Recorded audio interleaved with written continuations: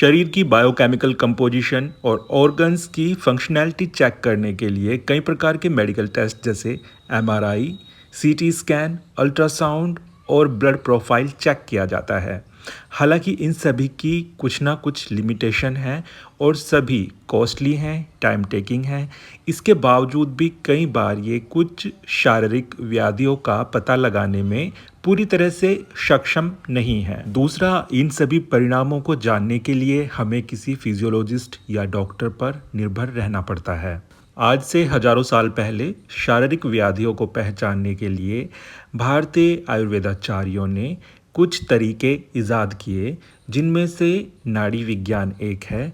नाड़ी विज्ञान और नाड़ियों के स्पंदन की मदद से आयुर्वेदाचार्य व्यक्ति के शरीर में होने वाली एबनॉर्मलिटीज़ का पता लगा लेते थे। हालांकि नाड़ी विज्ञान बहुत अधिक कॉम्प्लेक्स और जटिल रहा है। इसे परफॉर्म करने के लिए काफ़ी अभ्यास की आवश्यकता होती है और एक्सपर्ट ही इसे ज़्यादातर कर पाते हैं, इससे बीमारियों को डायग्नोज कर पाते हैं।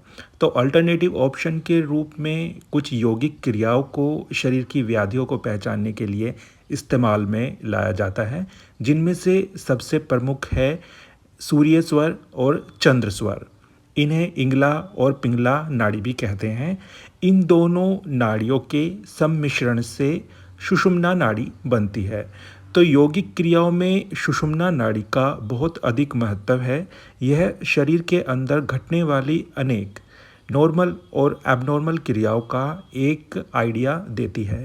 तो जान लेते हैं कैसे सूर्य स्वर और चंद्र स्वर यानी कि सुषुम्ना नाड़ी को मेज़र करके आप अपने शरीर की व्याधियों का पता लगा सकते हैं। इस विधि के पीछे विज्ञान ये है कि आपके शरीर में कुछ एबनॉर्मलिटीज़ होने पर आपकी सुषुम्ना नाड़ी यानी कि आपका ब्रीदिंग पैटर्न चेंज हो जाता है, जिसे आप स्वयं मेज़र करके देख सकते हैं। तो आइए इसे लाइव परफॉर्म करके देखते हैं। इसके लिए आप अपनी बाईं नासिका से सांस लेंगे और छोड़ेंगे। इस बीच में आप अपनी दाईं नासिका को बंद कर लेंगे। इसके बाद ये आप अपोजिट डायरेक्शन में यानी कि आप बाईं नासिका को बंद कर लेंगे, दाईं से सांस लेंगे और छोड़ेंगे।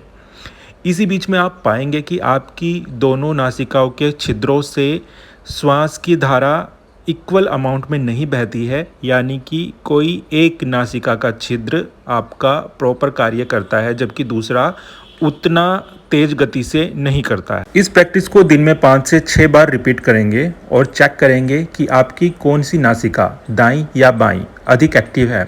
अगर आप पाएंगे कि आपका दायां छिद्र अधिक एक्टिव है, बायां कम एक्टिव है, तो आपके शरीर में कुछ माइनर व्याधियां हो सकती हैं। अगर आप पाएंगे कि आपका बायां स्वर अधिक कार्य कर रहा है जबकि दायां कम कर रहा है, तो आप मान के चलिए कि आपको कुछ माइनर ब्रीदिंग प्रॉब्लम हो सकती हैं, जैसे बीपी का लो होना या कुछ दूसरी शारीरिक क्रियाएं जो कि ठंड से जुड़ी हुई हैं। इसके अलावा अगर आप पाते हैं कि आपका एक नासिका छिद्र बिल्कुल भी काम नहीं कर रहा है, दूसरा जबकि कार्य कर रहा है, तो ये इंडिकेटर होता है कि आपकी सुषुम्ना नाड़ी ठीक प्रकार से काम नहीं कर रही। 2 या 3 दिन तक लगातार ऐसा ही पाने पर आप मान के चलिए आपके शरीर में कुछ ना कुछ एबनॉर्मलिटीज़ हो सकती हैं। कोल्ड और जुकाम के केस में भी ये प्रिडिक्शन फॉल्स हो सकता है।